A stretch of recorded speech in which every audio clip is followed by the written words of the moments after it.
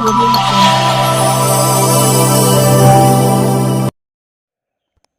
बार फिर से बोलेंगे, थोड़ा और तेज थे। इतनी तेज प्रत्याशी के रूप में चुनाव लड़ रही थी। उस समय नीतीश के पिताजी सपा का शासन था, सपा के नेता भी थे। देश के विकास के लिए, नौजवानों के लिए, किसानों के लिए, देश का मान सम्मान स्वाभिमान बढ़ाने के लिए, इस देश में गरीबी मिटाने के लिए, हर व्यक्ति को पेयजल के, रसोई गैस के बारे में अगर उसकी व्याख्या किया जाएगा तो जिस तरीके से 24 घंटा का खंडागार होता है उतना समय कि हम सबको, चूंकि हमारे जो अपोजिट पार्टी के प्रत्याशी हैं उनका घर भी यही है, केदारनगर मंडल में के रहने वाले हैं। को प्राप्त करने के लिए किस प्रकार से हम अपने कार्यों का निर्वहन करेंगे ताकि हम अपने लक्ष्य के करीब पहुंचने का कार्य करें। साथियों, भारतीय जनता पार्टी देश की सबसे बड़ी पार्टी ही नहीं बल्कि दुनिया की सबसे बड़ी पार्टी में से है। आप करोड़ों लोग जो भारतीय जनता पार्टी की रीत नीति से जुड़ करके आज भारतीय जनता पार्टी को इस मुकाम पे आपने पहुंचा रखा है कि पिछले 10 वर्षों से भारतीय जनता पार्टी ने दुनिया के सबसे बड़े लोकतंत्र में अपनी सरकार बना करके भारत के एक एक नागरिक के जीवन में परिवर्तन लाने का कार्य किया है। साथियों, इसके कर्णधार अगर कोई है तो आप सभी कार्यकर्तागण हैं। और आज तीसरे टर्म आदरणीय प्रधानमंत्री श्री नरेंद्र मोदी जी की भारतीय जनता पार्टी का तीसरा कार्यकाल किस प्रकार से भारतवर्ष को आगे लेकर के जाएगा, इस पर आप विचार विमर्श करने के लिए और इस पर अपनी एक रणनीति तय करने के लिए यहाँ पे उपस्थित हुए हैं। साथियों, किसी भी बड़े लक्ष्य की प्राप्ति के लिए लक्ष्य का स्पष्ट होना जरूरी है। हम लोग भारतीय जनता पार्टी के कार्यकर्ता हैं। भारतीय जनता पार्टी को हम लोग सत्ता में देखना चाहते हैं। भारतीय जनता पार्टी की नीतियों से हम प्रभावित होकर के उससे जुड़े हुए हैं। लेकिन भारतीय जनता पार्टी ने क्या लक्ष्य रख रखा है, क्या दिशा देना चाहते हैं इस देश को, उस पर भी हम लोगों को स्पष्ट होने की जरूरत है। आदरणीय प्रधानमंत्री श्री नरेंद्र मोदी जी ने बड़े ही स्पष्ट रूप से इस लक्ष्य को लाल किले की प्राचीर से हम सभी के सामने रखा है। और वो लक्ष्य क्या है साथियों? सन 2047 में जब इस देश की आजादी को 100 वर्ष पूरे हो जाएंगे साथियों, तब उस सन 2047 में आदरणीय प्रधानमंत्री श्री नरेंद्र मोदी ने जो लक्ष्य रखा है वह यह है कि सन 2047 तक भारत का नाम विकसित राष्ट्रों के नाम में आए, इसका लक्ष्य हमारे सामने है। और इसी उद्देश्य के साथ आज आप यहाँ चुनाव लड़ने के लिए यहाँ पे उपस्थित हुए हैं।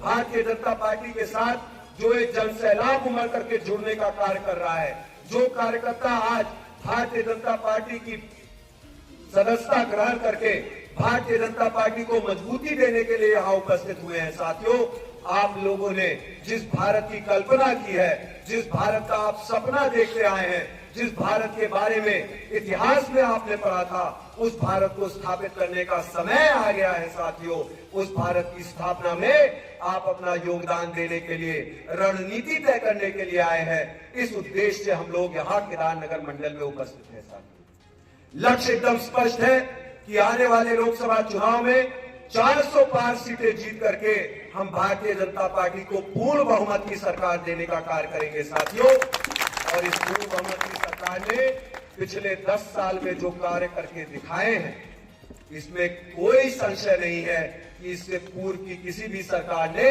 इस प्रकार का परिवर्तन जमीनी स्तर में इस देश के नागरिकों में कभी नहीं लाया था जो आज भारतीय जनता पार्टी करके दिखा रही है। साथियों, हमारे समक्ष विकसित राष्ट्र का जो सपना है, उस विकसित राष्ट्र की जब परिकल्पना की जाती है साथियों, तो विकसित राष्ट्र किसे कहते हैं, ये प्रश्न चिन्ह भी उठता है। आखिर जिस विकसित राष्ट्र को बनाने के लिए हम लोग यहाँ पे उपस्थित हुए हैं, वो विकसित राष्ट्र कैसा दिखता है, उस विकसित राष्ट्र में क्या क्या है, उस विकसित राष्ट्र का क्या मतलब है, ये हमारे सामने प्रश्न चिन्ह उठता है।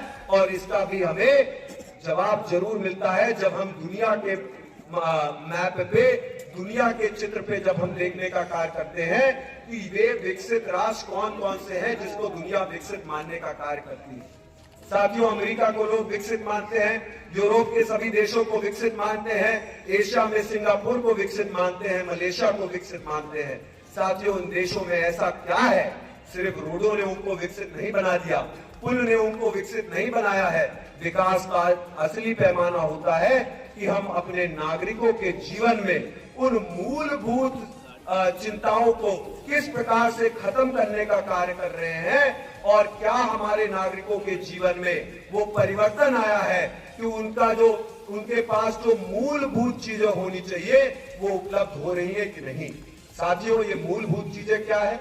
रोटी, कपड़ा, मकान, शिक्षा, चिकित्सा, ये सारी की सारी चीजें मूलभूत सुविधाएं होती हैं जो ये विकसित देश अपने नागरिकों को पूर्णतया देने का कार्य करते हैं और इन चिंताओं पर नागरिकों को अपना समय नहीं व्यर्थ करना पड़ता। ये एक विकसित राष्ट्र की पहचान होती है।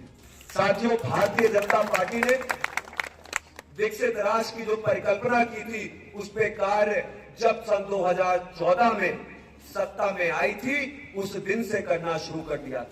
प्रधानमंत्री श्री नरेंद्र मोदी जी ने सबसे पहले हमारे भारतवर्ष में महिलाओं को जो लज्जित होना पड़ता था वो सवेरे या तो बहुत ही जल्दी 4 बजे उठ करके अंधेरे में जाकर के लिए शौच में जाती थी और या तो फिर रात में 12, 1, 10 बजे के आसपास उनको शौच पे जाने के लिए मजबूर होना पड़ता था, क्योंकि वो लज्जा के मारे उनके पास कहीं पे भी टॉयलेट की व्यवस्था नहीं थी, इसलिए लज्जा के मारे वो रात के अंधेरे में शौच के लिए जाती थी। साथियों, आदरणीय प्रधानमंत्री श्री नरेंद्र मोदी जी ने सत्ता में आते ही सन 2014 में सबसे पहले लाल किले की ही प्राचीर से ये ऐलान किया था कि हम देश को ओडीएफ करेंगे, हम देश के हर एक व्यक्ति को शौचालय देने का कार्य करेंगे ताकि खुले में किसी भी परिवार को शौच में न जाना पड़े। इसके लिए संकल्पबद्ध होकर के साथियों, आदरणीय भारतीय जनता पार्टी की सरकार ने, आदरणीय प्रधानमंत्री श्री नरेंद्र मोदी जी ने करोड़ों की लागत से, लाखों करोड़ों की लागत से लोकसभा में उन्होंने एक बड़ा बजट पास करके साथियों शौचालय की व्यवस्था गांव-गांव में करवाने का कार्य किया।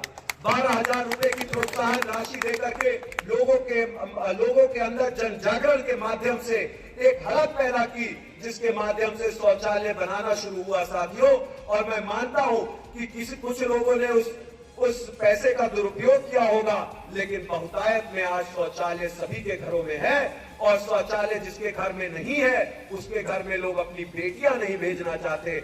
आज ये अगर परिवर्तन आया है साथियों तो ये किसी और की बदौलत नहीं बल्कि आप बैठे कार्यकर्ताओं ने, जिन्होंने जिस भारत की परिकल्पना की थी, जिस भारत में परिवर्तन चाहा था, उस परिवर्तन को आप लोगों ने शुरू किया साथियों। और आज उस श्रृंखला में जमीनी स्तर पे परिवर्तन की लड़ी लगने का कार्य आदरणीय प्रधानमंत्री श्री नरेंद्र मोदी जी कर रहे हैं। साथियों, हमारे समाज में पानी के लिए, हैंडपंप के लिए लोग गिड़गिड़ाते थे, लोग जाते थे जगह जगह विधायक के पास, सांसद के पास, जिला पंचायत के पास जाते थे साथियों, वहां पे हाथ फैला के कहते थे, बाबू मोरे घर कहीं से एक हैंडपंप लगवाए देता, हमरे घरे बड़ी दिक्कत बाय, हमरी बिटिया बहरे जाए पड़त है नहाए ताई, हमरे घरे बहुत समस्या बाय, कैसो एक हैंडपंप दे देता। विधायक सांसद परेशान रहते थे, देखते थे जो हैंडपंप मांगने आता था, या तो वो बेचारे परेशान होकर उसको जवाब दे देते थे या तो उससे कन्नी काटने का कार्य करते थे। लेकिन साथियों, मैं लोकसभा में बैठा हुआ था 2019 में और 2020 के अंदर ही साथियों, दोनों सत्रों के अंदर जब फरवरी में बजट आया था, आदरणीय प्रधानमंत्री श्री नरेंद्र मोदी जी ने हर घर जल की योजना से दोनों सालों के अंदर 4-4 लाख करोड़ रुपए की व्यवस्था करके पूरे देश में हर एक गांव के अंदर पानी की व्यवस्था हो, स्वच्छ जल की व्यवस्था हो, पानी की टंकी और पाइपें बिछवानों का कार्य किया साथियों। 5 साल के अंदर लक्ष्य रखा गया कि हम सभी गांवों में पानी पहुंचाने का कार्य करेंगे। इतना बड़ा लक्ष्य दुनिया की सबसे ज्यादा जनसंख्या वाले देश में साथियों हर घर में पानी देने का लक्ष्य ये मामूली लक्ष्य नहीं होता साथियों। इसके लिए संकल्प चाहिए होता है, दृढ़ निश्चय चाहिए होता है, एक बड़ी सोच चाहिए होती है। और मात्र 5 सालों के अंदर अगर किसी के अंदर ये क्षमता थी कि गांव-गांव में खोद करके पाइप बिछवाना, जगह जगह पे 3-3 करोड़ रुपए की टंकियां लगवाना और उसको 5 साल के अंदर स्थापित कर देना, अगर किसी के अंदर ये बूता था तो वो सिर्फ और सिर्फ भारतीय जनता पार्टी के अंदर था, जिस पार्टी में आपका विश्वास है, जिस पार्टी को लेकर के देश में करने के लिए मुखर्जी जी, बाबा साहब बी आर अम्बेडकर, सरदार पटेल जी में चुनाव लड़ रही थी। उस समय नीतीश के पिताजी सपा का शासन था, सपा के नेता भी थे। उनके